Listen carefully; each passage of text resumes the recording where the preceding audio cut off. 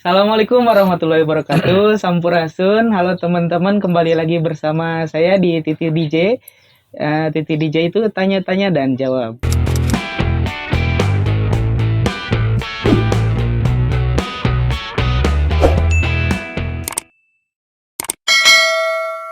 Kali ini kita kedatangan tamu yang sangat spesial, seorang yang sudah tidak asing lagi ya, remaja entertainer ya, yang aktif di dunia entertain ya. Jangan lama-lama lagi, kita sambut saja, ini dia Uncle Joe. Halo, Assalamualaikum warahmatullahi wabarakatuh. Waalaikumsalam. Uncle sehat? Alhamdulillah sehat. Alhamdulillah sehat ya. Ya. Kegiatannya lagi masa pandemi kayak gimana sih Om? Kegiatannya ya masih pandemi itu masih dibatasin gitu Masih ya. dibatasin. Masih dibatasin aja. MC kurang ya? MC paling ya sangat kurang sekali. Karena dulu kita sering sama Om Ujo nih ya. Oh ya kita Sering partneran ya. kolaborasi ya kolaborasi di itu ya. acara MC. MC pastinya. Kalau sekarang kegiatan agak berkurang ya. Berkurang paling kalau dulu sih seminggu sekali tuh ada job-job keluar kayak gitu. Tapi kalau sekarang full 2 bulan 3 bulan nggak ada. Banyak juga yang di cancel mungkin ya. Nah, itu. Kegiatan-kegiatan event besar yang Iya, nggak jadi akhirnya. Nggak jadi akhirnya ada yang banyak di cut, nggak boleh, nggak ada izin dan macam-macam pokoknya kayak gitu. Jadi kesehariannya di rumah aja mungkin. Di rumah aja. Selain Om Ujo juga sekarang berkegiatan di dunia pendidikan ya. Om Ujo juga kepala sekolah ya. Di salah satu TK ya Om. TK karakter. TK karakter ya. Keseruannya gimana sih menjadi guru TK itu ini? Oh, keseruannya gini ya, kita tuh tambah awet muda, contohnya saya.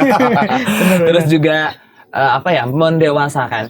Biasanya kan kalau misalkan jadi seorang guru itu biasanya pendewasaannya jadi benar. kita menahan sabarnya juga gitu kan, gitu aja. Karena sulit nih ya untuk mendidik Sulitnya anak usia dini itu sulit. Oh ya usia dini. Ya kan, karena kan mungkin banyak main ya kan, kesana kemari. Kalau misalkan kita yang nggak tahu tekniknya, mungkin omongan kita juga kadang nggak terlalu masuk ke anak gitu kan. Itu. Pusing tuh pasti ya. Untuk tipsnya mendidik anak yang di usia dini kayak gimana?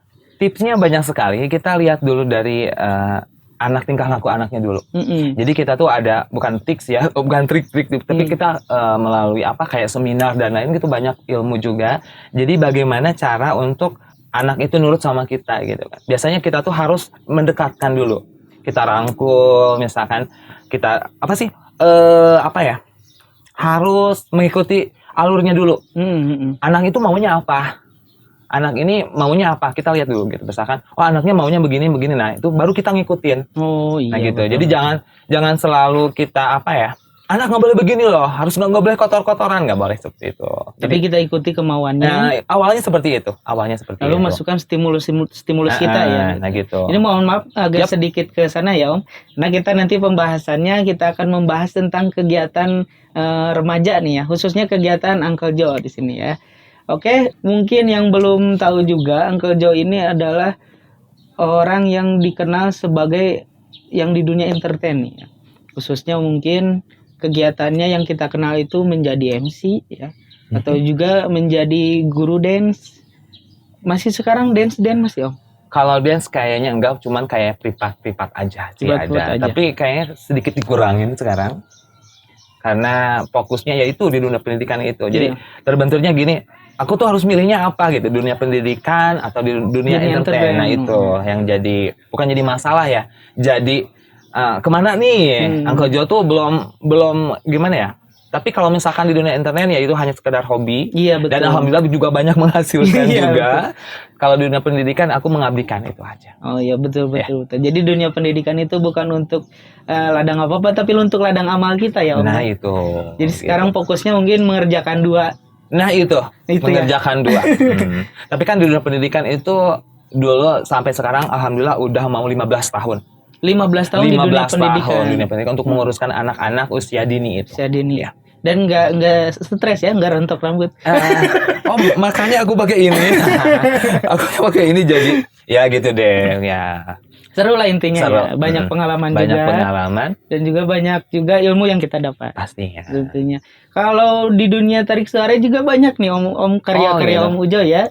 Single-single banyak. Nggak banyak, cuman ada single-single, juga ada cover kayak gitu banyak, tapi nggak pernah dipublikasikan. Belum pernah publikasikan. Cuman hanya sebagai hobi aja. Banyak sih file-filenya, banyak recording kayak gitu, tapi nggak pernah dipublikasikan. Om ini nggak bikin YouTube nggak? Ada ya. Ya, nanti di subscribe channel Om Ujo. Juga yang ini ya. Om Ujo di YouTube-nya dipublikasikan single-single Om Ujo. Sebagian ada. Udah sebagian. Tapi aku nggak terlalu gimana. Yang penting aku menghasilkan karya. Tapi biarpun nggak mau dikenal orang, mau nggak dikenal orang nggak apa-apa. Karena ini hobi sebetulnya. Hobi aja. Di dunia entertain tuh. Kalau untuk MC nih, baik. Paling jauh Om Ujo pernah MC kemana? Daerah paling jauh? Daerah atau misalnya ibu kota juga Jakarta sering sih. Iya. Paling jauh ya udah di Jakarta, di daerah mana ya? Oh, yang ada kisah lucu loh. Apa? Ada kisah lucunya kayak gini kan. Dulu ada salah satu IO. Iya. Katanya, Uncle Jo kamu jadi ini ya. Namanya sebutin jangan. Nama artisnya. Boleh.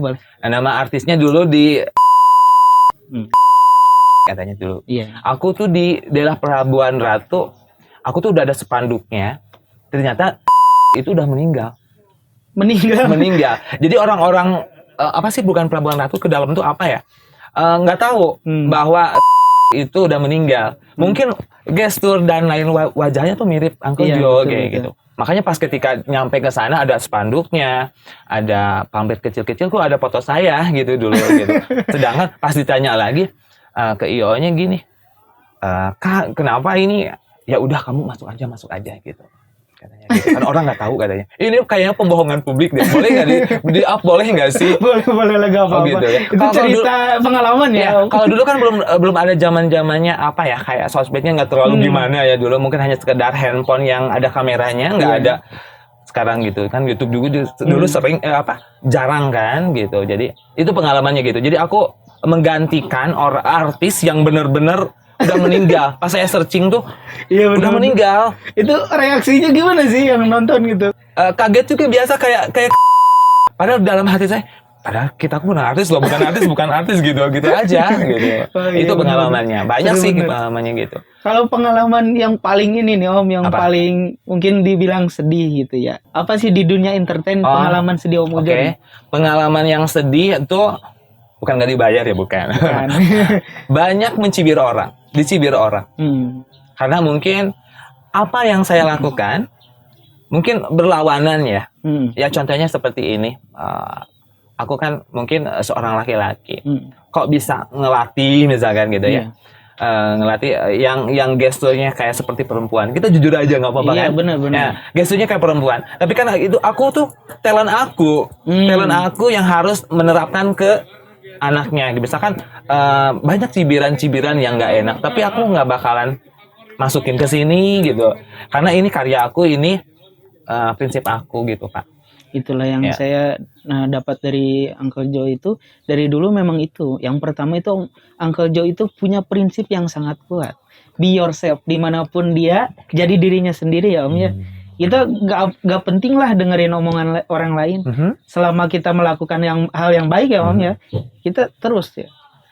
Mungkin segelintir orang belum tahu bahwa yang namanya Uncle Jo itu seperti apa.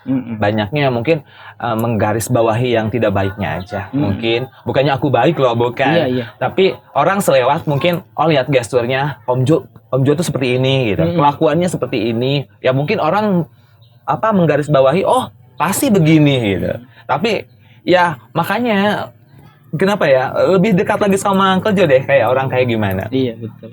Harus mengenal dulu. Mengenal dulu. Jangan sampai kita dengerin dari yang nggak tahu apa-apa tentang Uncle Jo. Iya. Terus kita memutuskan membuat statement akhirnya itu yang salah ya. Yang salah. Mungkin orang ya itu. Mungkin lihat orang lain mungkin ya yang berperilaku seperti itu gitu kan. Tapi kan aku karena begini juga kan mempunyai bukan karena mau aku gitu kan. Itu karena bakat Om Ujo sebetulnya. Bakat aku kan dulu nggak pernah aku diajarin atau misalkan kita bersekolah khusus untuk itu. Itu benar-benar otodidak ya Om. Otodidak. Tapi dulu pernah sih selepas itu aku kuliah di salah satu kesenian di Bandung juga. belum sempat. Tapi nggak lulus aku dulu. Nah itu, jadi mungkin atau ada dalam apa ya, udah dilahirkannya seperti itu mungkin ya. Jadi nggak pernah diajarin atau misalkan ya itu yang khusus tadi nggak pernah. Jadi orang itu ketika melakukan sesuatu yang berbeda pasti akan mendapatkan cibiran. Pasti. Padahal orang yang melakukan hal yang sesuatu yang berbeda itu adalah orang-orang yang nanti akan menjadi pelopor salah satunya. Ya karena kita melakukan hal yang berbeda dari orang lain. Seperti Uncle mungkin di sini bakatnya di bidang itu dan beliau salurkan, dan alhamdulillah kita untuk di daerah kecamatan Nyalinung siapa sih yang nggak kenal Uncle Jo sampai sekarang. Uncle Jo itu terkenal sebagai MC, guru tari ya. Dan orang yang saya ada ini hal yang unik nih ketika ngelihat Uncle Jo nih. Apa tuh? Saya belum pernah ngelihat Uncle Jo sedih. Oh gitu? Beneran. Saya ini aku sedih loh. Saya sering ketemu sama Uncle, sering ngobrol-ngobrol di belakang panggung juga. Iya. Saya belum pernah ngelihat Uncle Jo sedih. Oh gitu ya. Tapi Uncle sebetulnya memang punya lah, setiap orang pasti punya lah kesedihan tersendiri. Tapi Uncle Jo itu belum pernah menunjukkan kepada semuanya ya orang di sekitarnya. Mungkin orang-orang lihat ketika saya tuh bawain acara atau misalkan mengajar anak-anak dan melatih tari atau dance yang lain, melihat mungkin Om itu ceria banget gitu, nggak pernah ada sedih-sedihnya. Tapi kan yang namanya orang pasti ada sedihnya juga. Tapi kan kalau Om selalu apa ya makanya gini, memberikan servis yang baik gitu kan. Servisnya dalam artian ya harus ketika aku dikasih tanggung jawab begini ya kita harus tampil bener gitu kan. Biarpun di belakang tuh atau misalkan dalemanku atau misalkan perasaanku lagi sakit kita atau lagi banyak profesional ya Om. Nah itu profesional harus gitu kan.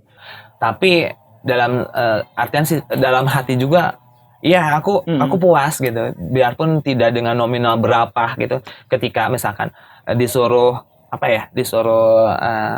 Uncle tolong dong latihin ini misalkan gitu. Uncle tolong dong bawain acara ini gitu.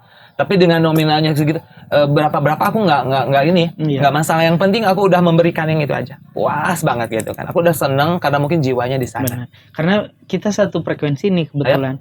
Kita itu ada ini untuk seorang yang suka di dunia entertain itu ada kepuasan tersendiri itu. Ketika kita bisa membuat orang lain tersenyum, ketika kita bisa menghibur orang lain, ada kepuasan tersendiri yang itu tuh melebihi dari uang dari materi. Ya. Itu yang sering kita rasakan ya Om. Iya pasti gitu, karena mungkin dengan orang senang, dengan orang bahagia melihat kita juga ya kita juga tetap pasti puas dan bahagia juga. Ada gak yang sampai bikin Om Ujo misalkan berhenti titik saya emang gak mau dilanjut? Apakah Om Ujo pernah mengalami titik seperti itu gara-gara omongan orang lain misalkan? Gak udahlah, gak usah diterusin. Pernah sih, pernah kayak gitu. Pernah kayak cibiran-cibiran yang gak enak juga. Terus orang mungkin udah jadi, terus kan kayak seperti di itu aja pokoknya ya di bikin gimana ya? Udahlah gitu aja, nggak usah diterusin gitu. Pernah seperti itu. Apa yang membuat Om Ujo termotivasi untuk melanjutkan? Itu motivasi untuk melanjutkan karena almarhum papi saya tuh ngedukung banget. Contohnya seperti ini, ketika dia mau sakit pun di kamar tuh kayak gini, Uncle Jo nyanyiin dong papi. Padahal papi tuh mintanya harusnya didoain gitu ya, di ngajiin gitu. Tapi papi tuh mintanya nyanyi. Beneran. Jadi nyanyi itu kalau pas kan dia tahu mungkin potensi Uncle Jo tuh nyanyi gitu. Padahal dia lagi terbaring sakit, dia mintanya kayak gini. Uncle Jo nyanyiin papi dong katanya gitu.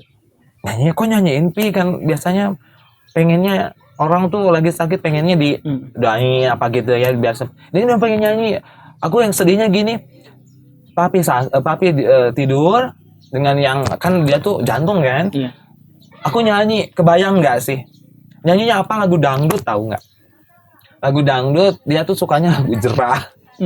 Lagu Jerah. Jadi sampai sekarang aku dengerin lagu Jerah ingat papi juga. Tapi kebetulan sekarang tuh 13 tahunnya. 13 tahun papi meninggal udah itu. Dia tuh kayak gini. Waktu saya KDI 2 tuh, yang saya masuk beberapa besar tuh, dia papi itu ikut. Aku nyanyi ikut dia ngantar ke sana. Iya, ikut TPI dulu, TPI. Ya, TPI. Bukan NCTV dulu, TPI. Benar-benar. Dia ikut ke Jakarta. Duduk gitu ngikutin gitu. Terus diliatin deh. Bukannya saya suruh-suruh kan ke orang tua, cuman kan tas-tas saya tuh digendong dia gitu kan. Aku lihat ngantri-ngantri diliatin, terus dia jongkok gitu. Luar biasa. Makanya aku menurutnya aku pengen bisa gitu, pengen maju. Kapan gitu? Pengen yang lebih gitu aja. Itulah motivasi Om Ujo mungkin ya. Jadi dukungan orang tua. Iya. Papi itu gini, ngomongin untuk karir lagi. Di TV itu ada misalkan gini, ikuti audisi ini, kandangin, atau misalkan dulu Stardut ikut juga Stardut. Yang Deca, itu yang juaranya Deca yang meninggal tuh, Deca. Papi tuh gini, Angko Jo, nih ada iklan, nih besok berangkat, nih uangnya buat ongkos. Selalu begitu. Itu mungkin orang tua juga paham tentang keadaan Uncle Jo. Oh, ini anak talentnya di sini, makanya dia dukung. Kayak pencapaian Om Ujo kan sekarang sudah banyak nih ya pencapaian. Ada gak salah satu pencapaian yang belum tercapai? Tujuan Om Ujo apa? Tujuannya dari dulu aku tuh emang bercita-cita ya.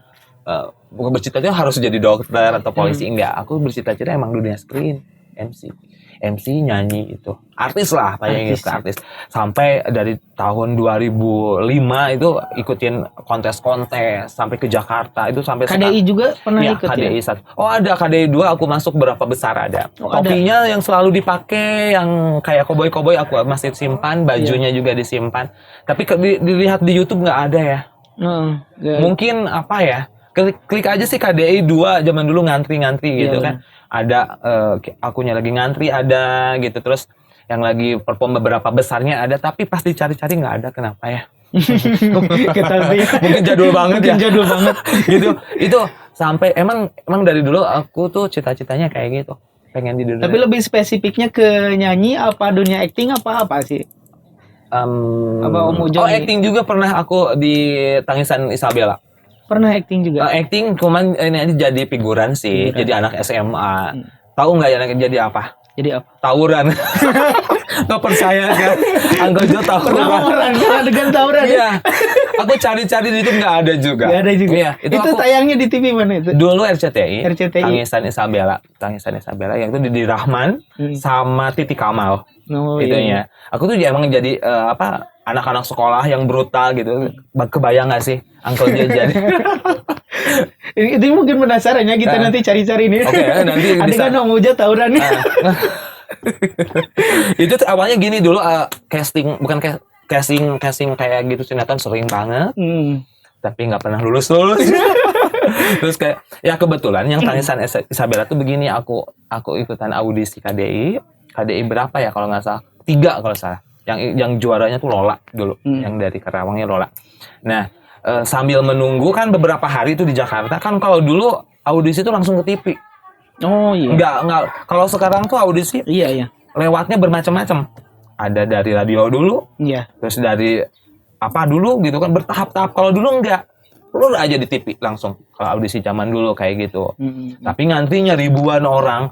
Angka juga kan dari jam 3 subuh ngantri, nyanyi-nyanyi jam 5 sore. Udah lusuh, udah keringet segala macem. Nah kan beberapa hari itu kan ada jadwalnya. Nah itu dipakai untuk katanya gini kan, di situ kan banyak ini ya, sanggar-sanggar tuh kayak mau nggak ikutan gini katanya, mau apa sih kayak seperti pemain penonton bayaran dulu. Iya. Benar-benar. Ada. Nah itu emang kenapa? Yuk kita ikut, katanya ada peran untuk figuran katanya gitu. Ya lumayan aja buat jajan ya udah. Nah ikut ya itu. Padahal itu syutingnya jam 1 malam. Tapi kalau lihat di layar TV-nya siang. Nggak tahu gimana tuh, bagus yang editingnya. Bagus. Itu pengalamannya seperti itu. Iya, seru-seru. Tapi sampai sekarang pun kemarin Rising Star Indonesia Dangdut aku ikutan loh. Ikutan. Tapi nggak lolos. Iya nggak lolos. Terakhir itu kemarin online kan? Online itu. Apa-apa yang penting terus berkarya ya Om ya. Tapi dalam sisi sekarang pengen terus biarpun saya udah tua misalkan ya, emang udah tua. Jadi pengen berkarya terus selama sehat. Ya sekarang kita ngebahas kegiatan-kegiatan remaja nih Om ya. Apalagi kegiatan-kegiatan sekarang banyak yang aneh-aneh tuh Om ya. Yang aneh-aneh ya? Om sendiri melihat kegiatan anak-anak muda yang negatif sekarang. Apa yang sih negatif, pendapat ya? Om Ujo? Yang negatif ya? Ya emang kurang setuju aja sih. Apalagi kan mungkin sekarang nih ada apa sih masa pandemi ya. Ya mungkin anak kan tidak lepas dari gadget tuh. Jadi apa yang mereka lakukan, misalkan apakah itu main gadget atau main HP itu karena mengerjakan tugas sekolah, misalkan apakah itu main games. Nah, kurang setujunya ketika anak kok main game terus? Enggak kok, ini belajar. Nah, itu yang enggak setujunya. Terus anaknya jadi autis ya, ketika panggil-panggil enggak apa sih gitu. Terus kayak seperti pemalas juga kan. Karena mungkin juga. Kalau kita lihat-lihat dampaknya mungkin dari pandemi juga. Belajar dari rumah ya. Sehingga anak dengan mudahnya mengakses handphone, mengakses media sosial dan lain sebagainya, akhirnya banyaklah kegiatan-kegiatan yang aneh-aneh. Nah itu gitu. Mungkin anak-anak nggak belajar di rumah ya bikin kayak seperti aplikasi dengan yang joget-joget gitu. Emang biarpun saya suka joget-joget, tapi kalau lihat yang ada di aplikasi itu enggak sih. Nggak suka juga, nggak setuju juga. Intinya yang harus ditekankan mungkin seninya gitu ya, artnya. Jadi ketika menari pun, dance pun nggak asal-asalan kan, nggak sembarangan dan nggak maksudnya pun tidak untuk apa-apa gitu, hanya untuk seninya dilihatnya. Tapi kan ada yang apa sih menggunakan aplikasi yang itu, yang ini, tapi dengan apa sih ada budayanya, misalkan ada tarian-tarian yang itu bagus, seru, ada. Saya lihat juga ada itu bagus nih. Tapi kalau misalkan yang dengan pakaian yang gimana, yang terbuka kayak gitu, dengan mempertontonkan ya nggak suka juga, ya, berlebihan nggak suka juga sih. Apalagi gini, yang nggak sukanya bukan menyalahkan ini ya, ada hijab, orang anak-anak pakai hijab, tapi dengan gerakan-gerakan yang gitu nggak. Itu juga nggak ini sih ya, tidak bagus lah, tidak sesuai, tidak sesuai gitu aja. Bukan kita ngejat ya, tapi kan tapi itu pendapat kita sendiri ya, bahwa kita juga tidak baik lah untuk melakukan hal-hal seperti itu. Mungkin faktornya kita bisa lihat juga dari pergaulan ya, kita pergaulan juga sama, karena banyak pengaruh budaya-budaya asing yang masuk ke kita, akhirnya membuat kegiatan-kegiatan remaja ini lebih ke penyimpangan. Kalau misalkan kegiatan remaja untuk ke arah positif nih Om, kira-kira seperti apa nih remaja itu harus menjadi positif itu? Ya mungkin kalau sekarang banyak aplikasi misalkan, kan sekarang mah tidak lepas dari itu ya. Ya apa ya, aplikasi yang mendidik juga kan banyak ya, mendidik misalkan kayak seperti kalau misalkan kan Uncle Jo tuh di dunia pendidikan anak nih, misalnya ini ada aplikasi yang bikin kayak seperti apa sih, bikin puzzle, terus kayak mengenal warna, itu yang positifnya mungkin biarpun kan sekarang mah tidak terlepas dari digital, dari HP tuh anak, tapi di HP juga kita download aplikasi yang itu buat anak-anak. Jadi intinya pandai-pandailah memilih kegiatan anak, khususnya di gadget kita. Harus dipantau sama orang tua ya. Iya pasti. Ya. Tapi susah sih kayaknya. Alhamdulillah kemarin Uncle Jo juga ini duta gadget juga. Duta gadget di kabupaten dan kota. Ada roadshow ke sekolah-sekolah. Ada sekolah-sekolah misalkan taman kanak-kanak dan PAUD dan yang lain-lainnya itu. Berapa kali ya roadshow keburu pandemi, jadi kita belum berhasil mengkampanyekan. Ya karena Om juga duta gadget ya untuk anak usia dini ya. Dan pesan yang harus disampaikan seperti itu ya, kita harus pandai-pandai sebagai orang tua. Intinya mengontrol gadget. Ya, mengontrol dari gadgetnya sendiri. Misalkan orang tua ketika melarang-larang, nggak boleh main HP terus nih katanya. Tapi orang tuanya sendiri memakai atau memberikan contoh yang tidak baik juga. Jadi harus menahan-nahan ketika orang tua megang handphone di depan anaknya. Jadi anak bisa membalikan, misalkan seperti itu. Jadi itu trik yang pertama. Ya, jadi jangan memberikan contoh intinya ya. Makanya orang tua ini penting banget nih untuk nelpon atau misalkan chat yang harus dibalas misalkan waktu itu juga siasati dengan pergi ke kamar mandi atau ke kamar. Yang penting tidak ada anak di depan kita. Seperti itu. Di depan anak kita quality time main bersama, jangan main itu. gadget. Ya. Nah itu biasanya suka gitu ya. Zaman sekarang kok kita ngumpul, biarpun sama teman, sama keluarga, nonton TV itu jarang banget nonton TV bareng. Itu masing-masing gitu. Ngumpulnya ngumpul tapi masing-masing. Masing-masing. Iya gitu. Sama aja kayak kita dulu Sama ngumpul juga. ya. Karena memang zamannya sudah tidak bisa dibendung lagi ya. Tapi harus dengan yang bijak lah. Harus dengan menggunakan ini dengan kebutuhannya apa. Ya itulah intinya. Jadi supaya untuk jangan sampai anak kita terjerumus kepada hal yang negatif, kegiatan remaja yang aneh-aneh. Ya itulah dari keluarga terlebih dahulu ya. Dari awalnya dari keluarga dulu. Keluarga. Oke, kita mungkin tutup saja motivasinya untuk remaja nih ya. Motivasi dari Om motivasinya mungkin seperti ini, kita mempunyai talent, misalkan kita punya bakat, tekuni dan pelajari. Terus misalkan harus yakin, dan yang terakhir mungkin memberikan yang terbaik buat orang lain, memberikan yang terbaik. Jadi otomatis kita harus pasti puas dengan sini. Ya, seperti itu. Jadi intinya kita harus tekuni apa yang kita bisa ya Om. Nah, itu. Apa yang kita suka kita harus tekuni, pelajari. Nah, itu. Dan lakukan yang terbaik, berikan yang terbaik. Oke, terima kasih untuk waktunya Om. Ya, sama-sama. Bisa hadir di acara Titi DJ ya. Titi DJ ya. Oke. Dan nanti untuk teman-teman di follow Instagram kita. Ya, RRK Mediata, dan juga di subscribe channel kita.